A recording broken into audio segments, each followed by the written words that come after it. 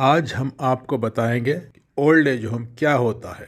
माँ बाप के बगैर जिंदगी गुजारने वालों, एक दिन शायद तुमको भी यहाँ आना पड़े।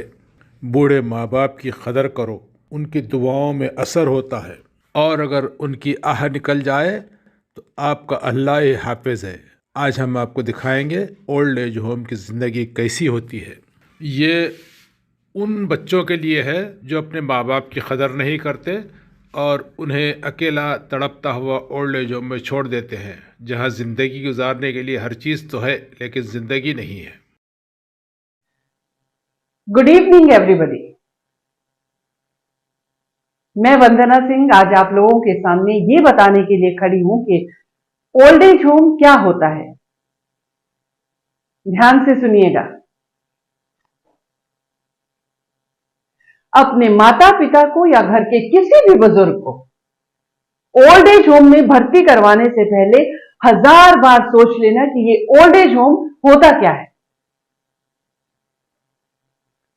ओल्ड एज होम कमजोर, मजबूर, लाचार, बेसहारा, बूढ़े इंसानों की वो खेप है जहां पर जीने के लिए हर चीज मौजूद होती है, लेकिन बाहर की दुनिया से उनका कोई ताल्लुक नहीं रह जाता। उनका कोई अपना कहने वाला नहीं होता जिसे वो प्यार कर सके, गले से लगा सके।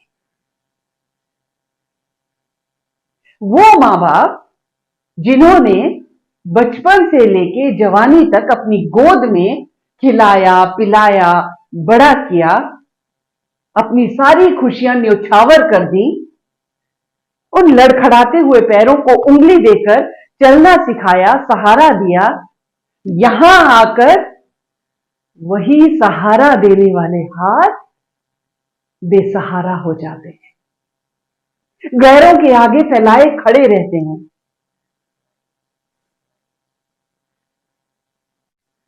वही सहारा देने वाले हाथ बेसहारा हो जाते हैं, गैरों के आगे फैलाए खड़े रहते हैं। वो आशियाना बनाने वाले इंसान खुद के लिए आशियाना ढूंढ रहे हैं। वो बच्चा जो रात को अंधेरे में अकेले सोने से डरता था, मां की गोद के बगैर उसे नींद नहीं आती थी, आज वही बच्चा जब अपने मां बाप को घर से निकाल देता है तो आप खुद सोचिए उन मां बाप के दिल पर क्या गुजरती होगी।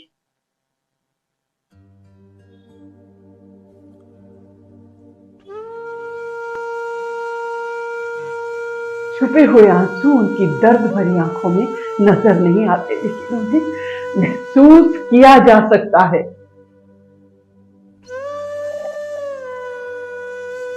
ओल्ड एज होम के वो दिन और रात बड़ी तकलीफ से कटते हैं। रात है कि कटती ही नहीं और दिन है कि गुजरता ही नहीं। उनके माथे की वो लकीरें उनकी जिंदगी की दास्तां को बखूबी बयां करते हैं। वो दर्द भरी दास्तां ना तो कोई समझा सकता है और ना ही बयां कर सकता है। वो दर्द, जिंदगी की वो दर्द भरी दास्तां ना तो कोई समझ सकता है और ना ही कोई महसूस कर सकता है। वो दर्द, वो जज्बात, वो बेटे के इंतजार में खिड़की से झांकती हुई आंखें जो हर आहट पर यह समझती है कि शायद आज उसका बेटा आ गया होगा,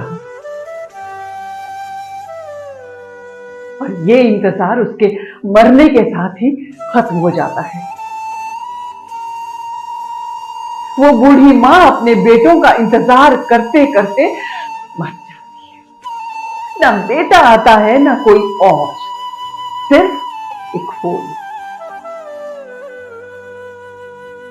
आखिरी रसूमात कर दो। ये कमबख्त मौत चुपके से आके मुस्कुराते हुए सब कुछ खत्म कर देती है। प्यार के भूखे इन इंसानों को मेरा सलाम।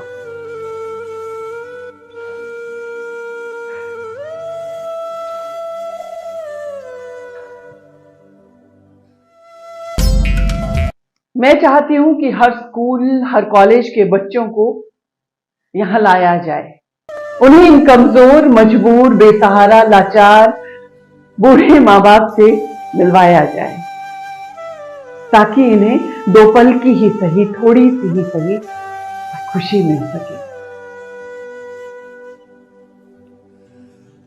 और ये आने वाली नस्ल इनसे मिलकर अपने माँ बाप की कद्र करना सीखे।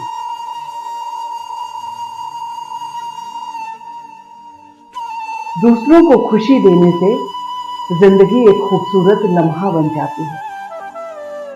खुशी इस बात में नहीं होती कि हम खुश हैं और अकेले में मजे उड़ा रहे हैं।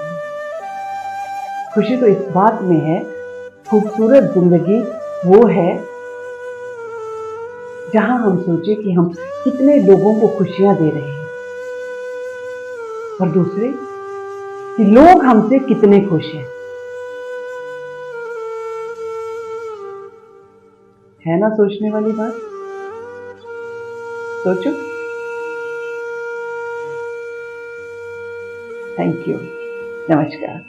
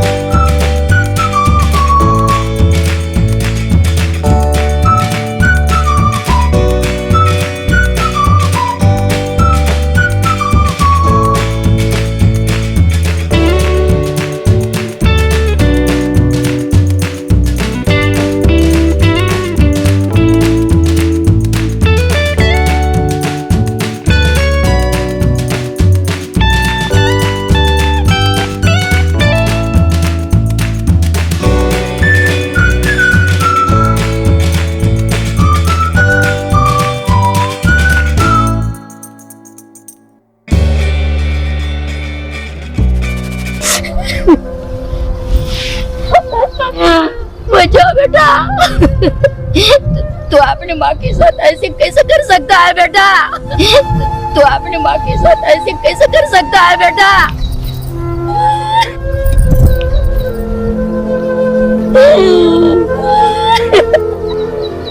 बेटा मत जा बेटा,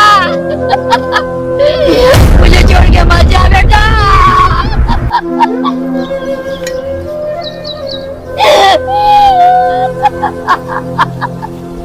बेटा आजा बेटा, वापस आजा। ए मेरे लाल, बचाओ बेटा।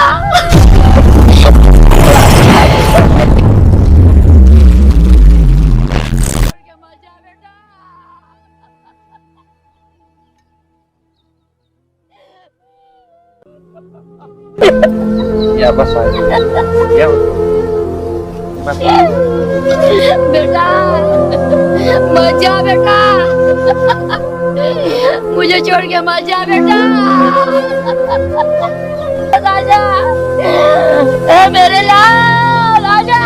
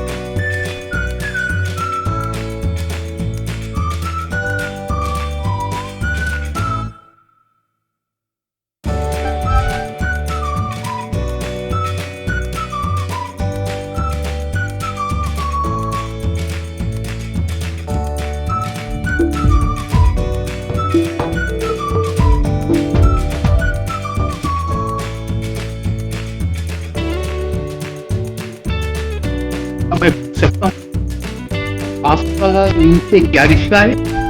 ये मेरी माँ है और मैं इन्हें लेने आई हूँ। हमारे पिताजी कहाँ हैं? वो लेने नहीं है? दुनिया में नहीं रहे। माँ को यहाँ क्यों भर्ती किया गया? मैंने नहीं किया, मेरी तो शादी हो चुकी थी और मैं अमेरिका चली गई थी।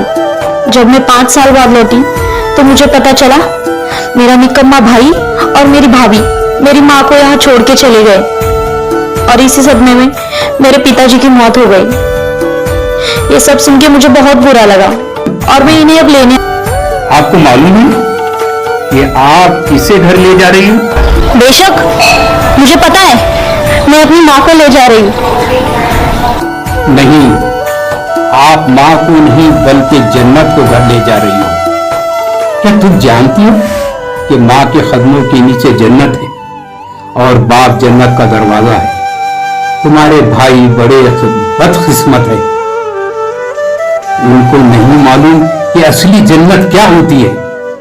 वो असली जन्नत को छोड़कर नकली जन्नत के पीछे दुनिया में भटक रहे हैं। उन्हें कह दो कि दुनिया की जन्नत कुछ पल की है।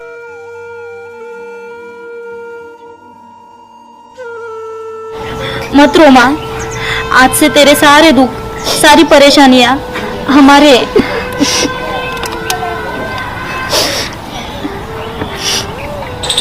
अब पता चला ला।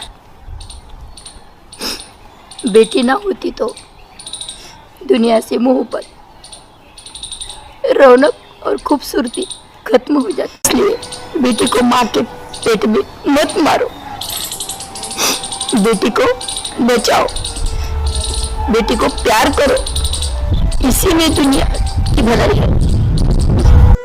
आपको पता है, मेरा भाई जिसने मेरी माँ को यहाँ छोड़ा था, उसके बेटे ने उससे क्या कहा? बेटे ने कहा, मैंने आपका सामान सूटकेस में भर के रखा है, जब आप बूढ़े हो जाओगे तो मैं आपको ओल्ड एज होम में भर्ती करवा दूंगा। और मुझे पता है, आपने मेरी 2 बहनों का मम्मी के पेट में ही मर्डर कर दिया था, तो अब तो आपकी कोई बेटी भी नहीं है जो आपको वहां से बाहर निकाल कर ले जा सके। तो आप भी वह दिन गुजार कर देख लो जहां आपने मेरी दादी को छोड़ा था। ए बेटा, अपनी माँ को संभाल कर ले जाना।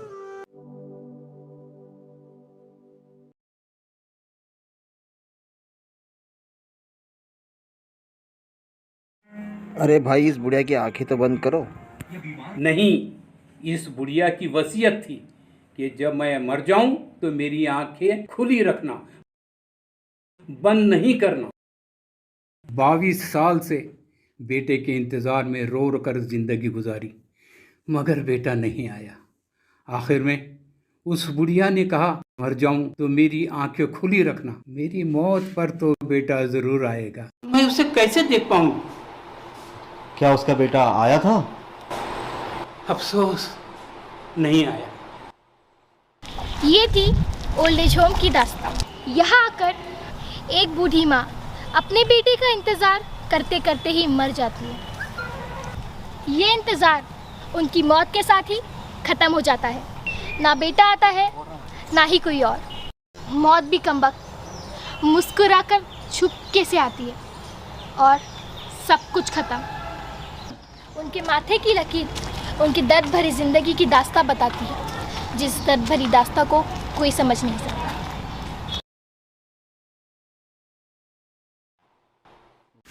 मैं एक पैगाम देना चाहता हूँ। Service and the help to the people is the easiest way to nearness to God. लोगों की खिदमत और मदद खुदा के करीब जाने का आसान रास्ता है। माँ बाप खुदा की तरफ से बेशकीमती तोहफ़ा है। जन्नत में जाने का आसान रास्ता अपने माँ बाप की खिदमत और उनसे प्यार करने से मिलता है। अगर माँ बाप को पल भर की खुशियाँ देते हो तो ये दुनिया तुम्हारी लिए जन्नत होगी और मरने के बाद असली जन्नत भी तुम्हारी होगी। ये बुजुर्ग सिर्फ तुम्हारा ध्यान अपनी तरफ खींचना चाहते हैं, जैसे एक बच्चा रोक कर माँ का ध्यान अपनी तरफ खींचने की कोशिश